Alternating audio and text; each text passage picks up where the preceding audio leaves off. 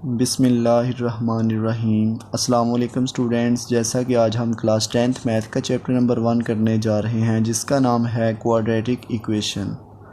Quadratic equation क्या है, कैसे है, ये सब आज के लेक्चर में डिस्कस करेंगे। तो वीडियो को मुकम्मल देखिएगा, पसंद आए तो लाइक कर दीजिएगा और अगर आप न्यू व्यूअर हैं तो चैनल को सब्सक्राइब कर दीजिएगा ताकि हमारी हर वीडियो बर वक्त आप तक पहुँचती रहे। तो चले आएँ, अब हम अपने लेक्चर की तरफ आते हैं। जी तो स्टूडेंट्स, चैप्टर का नाम है क्वाड्रेटिक इक्वेशन। कुछ डेफिनेशंस है वो पहले हम कर लें, तो उसके बाद हम क्वाड्रेटिक इक्वेशन की डेफिनेशन इजीली कर लेंगे, ठीक है। जैसे कि ये देखो, क्वाड्रेटिक इक्वेशन, पहले नंबर पे हमें इक्वेशन का पता होना चाहिए। अगर इक्वेशन का पता चल जाए तो हम क्वाड्रेटिक इक्वेशन की मुकम्मल डेफिनेशन बाद में इजीली कर लेंगे। तो ये कुछ एक्स्ट्रा डेफिनेशंस हैं, तो ये हर एक को आनी भी चाहिए, ठीक है। तो ये डेफिनेशन है, इसको समझ लें, फिर उसके बाद इक्वेशन की डेफिनेशन करेंगे, फिर क्वाड्रेटिक इक्वेशन की डेफिनेशन करते हैं, ठीक है। तो एक्सप्रेशन क्या चीज़ है? एक्सप्रेशन को वैसे उर्दू में कहते हैं जुमला, कोई अलजबरी जुमला है, ठीक है। इसकी डेफिनेशन है, तो ये देखें, the collection of numbers and operators is called expression. Collection का मतलब होता है इकट्ठा करना, ऑफ नंबर्स को, एंड ऑपरेटर्स को, is called expression.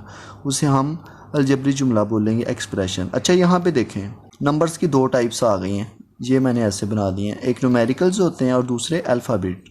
Numerical, alphabet, दो इसकी टाइप्स हैं नंबर्स की, न्यूमेरिकल, अल्फ़ाबेट। न्यूमेरिकल में कौन कौन से आते हैं? इसमें आते हैं 1 2 3 एंड सो ऑन, 4 5 6 7 8 9। अल्फ़ाबेट में एक्स वाई जी, यानी कि वेरिएबल्स जो होते हैं ना, एक्स वाई जी, वो अल्फ़ाबेट्स होते हैं, ठीक है। एंड ऑपरेटर्स कौन से होते हैं? Plus, minus, multiply, divide. तो ये ऑपरेटर्स भी इसके अंदर यूज़ हुए होंगे। देखिएगा, अब इसकी एग्जांपल लेते हैं, अब समझ आ जाएगी आपको। कलेक्शन का मतलब होता है इकट्ठा करना, ये आपको पता होना चाहिए। इसका मतलब होता है जी इकट्ठा करना। किसका इकट्ठा करना जी? नंबर्स को और ऑपरेटर्स को। जैसे कि एग्जांपल में मैंने लिख दिया 2x। अब ऑपरेटर्स को और नंबर्स को, इन दोनों को इकट्ठा करना है। देखें, जैसे कि ये देखो, न्यूमेरिकल में और अल्फ़ाबेट में 2 और x दोनों मल्टीप्लाई हो गए हैं। 2 और x दोनों मल्टीप्लाई हुए, मल्टीप्लाई इसका जो ऑपरेटर हुआ 2x, ये देखो दोनों मल्टीप्लाई हो गए। मल्टीप्लाई का साइन किसको ज़ाहिर कर रहा है? वो ऑपरेटर को ज़ाहिर कर रहा है। और 2 क्या है? 2 एक न्यूमेरिकल नंबर है और x क्या है? x एक अल्फ़ाबेट नंबर है, तो इसलिए 2x। आगे प्लस, प्लस क्या है? वो भी एक ऑपरेटर है, प्लस, ठीक है। 5 क्या है? 5 एक न्यूमेरिकल नंबर है, ठीक है। तो इस तरह के जो नंबर्स इकट्ठे होते हैं, वेरिएबल और कांस्टेंट वाले, ठीक है। 2x + 5, तो ये वाले जो नंबर्स होते हैं इसे हम एक्सप्रेशन बोलते हैं, ठीक है। अब देखो, x - 1, x क्या है? x एक अल्फ़ाबेट है, माइनस क्या है? माइनस ऑपरेटर है। 1 क्या है? 1 न्यूमेरिकल नंबर है, तो ये एक एक्सप्रेशन बन गया। इसी तरह -2x + 4, देखो -2 क्या है? -2 एक न्यूमेरिकल नंबर है। माइनस तो एक ऑपरेटर बन गया। 2 क्या है? न्यूमेरिकल। x क्या है? अल्फ़ाबेट। प्लस ये +4 क्या है? एक न्यूमेरिकल नंबर है। डिवाइड किसको ज़ाहिर कर रहा है? ऑपरेटर को। 5 क्या है? 5 उसका एक न्यूमेरिकल नंबर है। इसी तरह 8x² + 5x - ये मतलब क्वाड्रेटिक पोलिनोमियल है। क्वाड्रेटिक मतलब क्वाड्रेटिक एक्सप्रेशन है जिसकी ज़्यादा से ज़्यादा पावर 2 आ जाए, ठीक है। तो ये लीनियर एक्सप्रेशन है। लीनियर एक्सप्रेशन कहते हैं जिसमें x की पावर ज़्यादा से ज़्यादा 1 हो। ये भी लीनियर एक्सप्रेशन है, ये भी लीनियर एक्सप्रेशन है और ये भी लीनियर एक्सप्रेशन है। और ये क्वाड्रेटिक एक्सप्रेशन है। लेकिन आपको पहचान होनी चाहिए एक्सप्रेशन किसे कहते हैं। एक्सप्रेशन कोई भी ऐसा जुमला होता है जिसमें वेरिएबल होता है और कांस्टेंट, ये नंबर सारे इकट्ठे हुए होते हैं। ये प्लस भी हो सकता है या माइनस भी। तो ये आई थिंक आपको समझ आ गई होगी। इसके बाद अब हम आते हैं इक्वेशन की डेफिनेशन की तरफ, क्योंकि ये देखो, क्वाड्रेटिक इक्वेशन के बारे में हमें पता होना चाहिए। तो क्वाड्रेटिक की डेफिनेशन बाद में करेंगे इसकी मुकम्मल। पहले हम इक्वेशन की डेफिनेशन के बारे में डिस्कस कर लेते हैं। इक्वेशन क्या चीज़ है? तो चलें आए इक्वेशन की तरफ।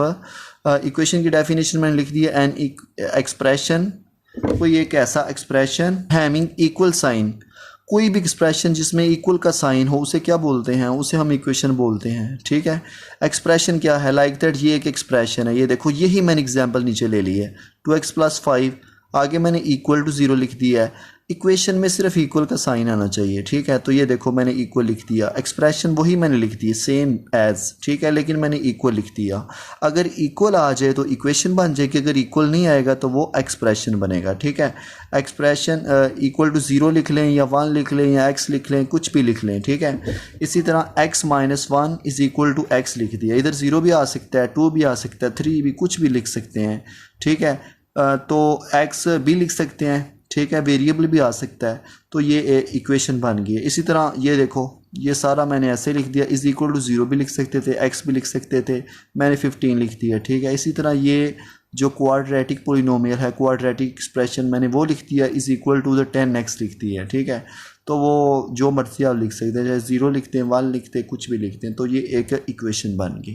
तो इक्वेशन के बारे में भी आपको पता होना चाहिए, कोई भी ऐसा एक्सप्रेशन जिसमें इक्वल का साइन हो उसे हम इक्वेशन कहते हैं, ठीक है। इसके बाद एक डेफिनेशन है जी लीनियर इक्वेशन। लीनियर इक्वेशन आपने क्लास 9 चैप्टर नंबर 7 में पढ़ी है, ठीक है।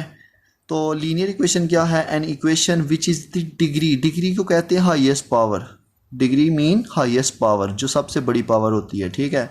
ऐसे नहीं आप बोल सकते N equation which is the highest degree, highest degree नहीं, डिग्री का मतलब ही होता है हाईएस्ट पावर, ठीक है। तो या हाईएस्ट पावर लिख दें या आप डिग्री का नाम लिख लें, एक ही बात है।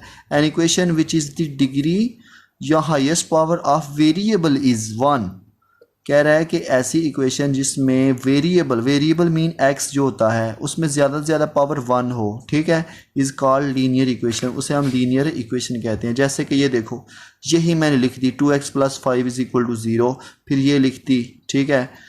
इसी तरह ये मैंने लिख दी है, ठीक है।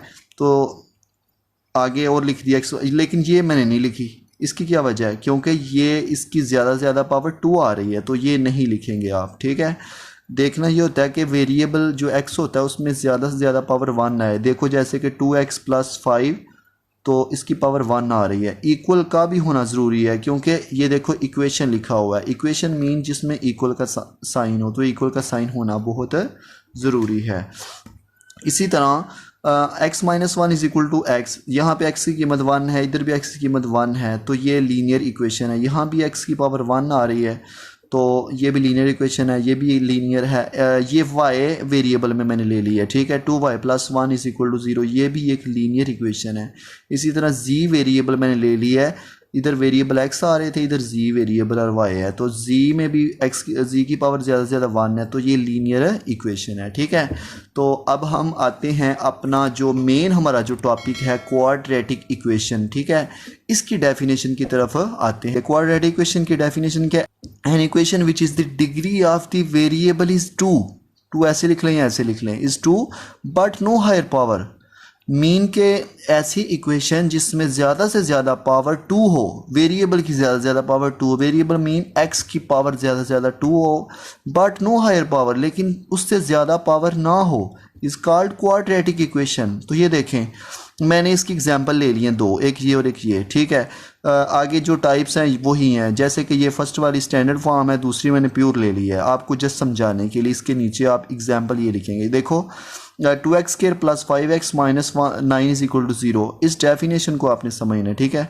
ऐसी क्वेश्चन जिसमें वेरिएबल की ज़्यादा से ज़्यादा पावर 2 हो बट नो हायर पावर, देख लो ज़्यादा से ज़्यादा x की पावर कितनी आ रही है? 2 आ रही है।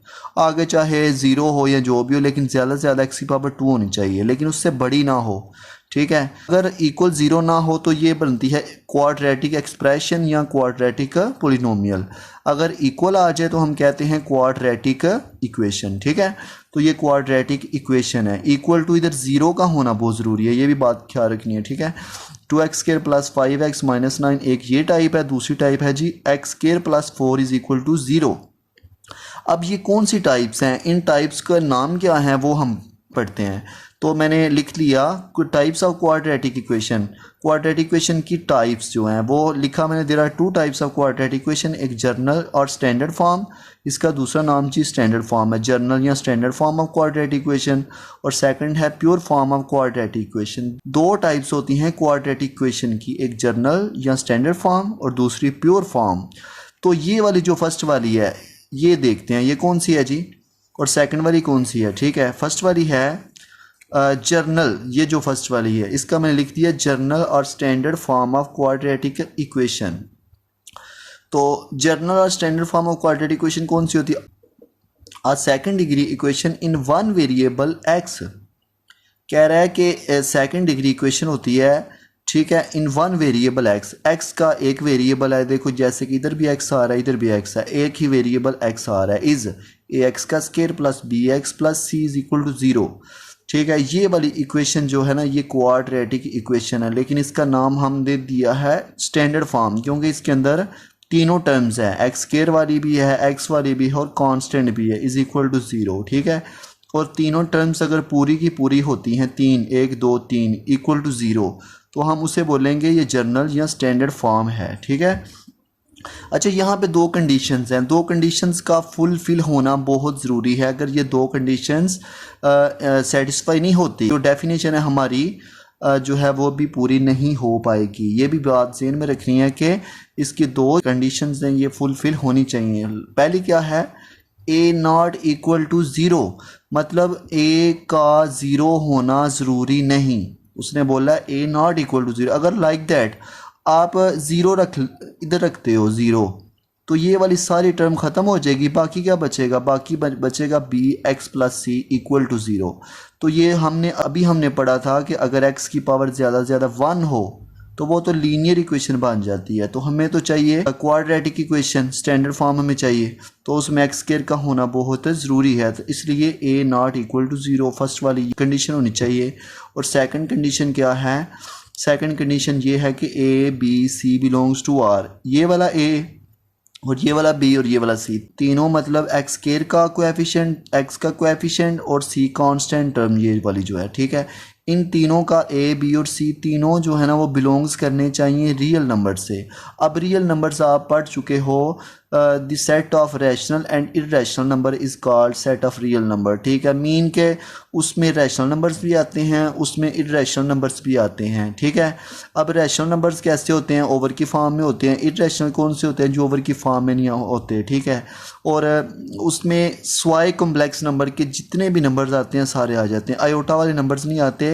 इधर बाकी जो मर्जी लिख लो ए बी और सी की जगह पर, जैसे कि आप 3 अंडर रूट भी लिख सकते हो, ठीक है, 5 अंडर रूट भी लिख सकते हो, कुछ भी लिख सकते हो, ओवर की फॉर्म में भी लिख सकते हो 1/2, लेकिन आयोटा की फॉर्म में यहाँ पे एलिमेंट्स नहीं आ सकते। यहाँ पे A x square plus B x plus C, ये वाले ए बी और सी की जगह पे, ठीक है। तो इसे हम बोलेंगे जर्नल और standard form of quadratic equation. इसके बाद जी इसी की एग्जांपल ले लेते हैं। जैसे ये लिखा है, तो ए की जगह पे मैंने एलिमेंट को ले लिया 2x का स्क्वायर प्लस इधर लिख दिया 3x plus 5 is equal to 0। ये भी एक जर्नल फॉर्म बन गई, ठीक है।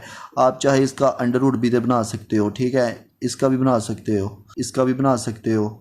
9x square minus 7x plus 10, ये सारी देखो 3 की 3 टर्म्स, एक्स स्क्वायर वाली, एक्स वाली और कांस्टेंट, एक्स स्क्वायर एक्स और कांस्टेंट, एक्स स्क्वायर एक्स और कांस्टेंट।